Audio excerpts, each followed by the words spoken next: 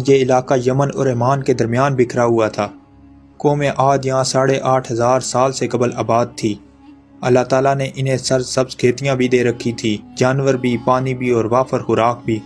نعمتوں کی اس فراوانی نے انہیں بھٹکا دیا، وہ اللہ کے باغی ہو گئے۔ ہدایت کے لیے حضرت ہود علیہ السلام کو بھجوایا گیا، وہ انہیں تبلیغ کرنے لگے، لیکن عاد ان کا مذاق اڑانے لگے۔ وہ شرک سے پیچھے ہٹنے کے لیے راضی نہ ہوئے۔ شداد اس قوم کا بادشاہ تھا، یہ 2 بھائی تھے، شدید اور شداد۔ شدید پہلے بادشاہ بنا، وہ فوت ہوا تو شداد نے اقتدار سنبھال لیا۔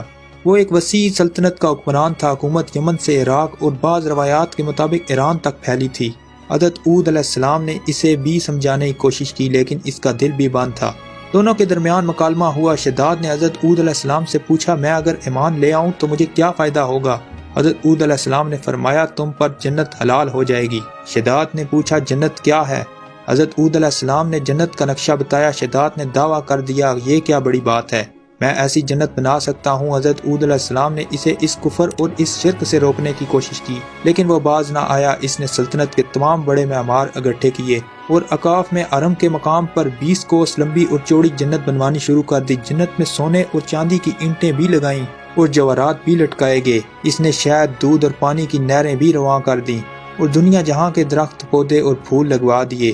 قوم عاد بلند ستونوں پر محلات بنانے کی ماہر تھی۔ شداد کی حرم جنت میں یہ فن عروج پر تھا۔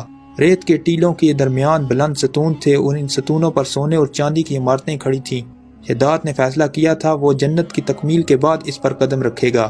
مہمانوں نے جب اسے جنت کی تکمیل کی اطلاع دے دی تو وہ تیار ہو کر اپنی فوج لیے جنت کو دیکھنے نکل پڑا۔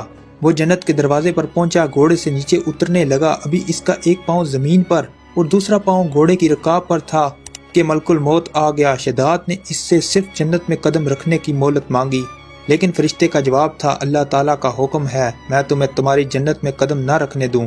وہ بہت گڑ گڑایا، لیکن ملک الموت نے اس کی جان قبض کر لی۔ وہ زمین پر دوسرا قدم نہ رکھ سکا۔ شداد کی موت کے بعد حضرت جبرائیل امین نے چیخ ماری اور شداد کی جنت پوری زمین میں دھنس کر غائب ہوگی۔ شداد کا انجام قوم عاد کے لیے کافی تھا، لیکن جب انسان کی عقل پر غرور کا پردہ پڑتا ہے تو شداد ہو یا شدید، اسے کسی کا انجام دکھائی نہیں دیتا۔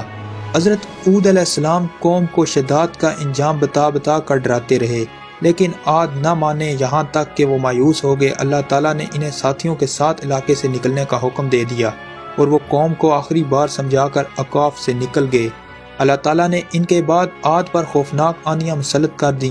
وہ آندیاں 7 راتیں اور 8 دن چلتی رہیں، یہاں تک کہ پوری قوم اپنے بلند ستونوں اور سونے اور چاندی کی عمارتوں سمیت زمین میں دفن ہو گئی۔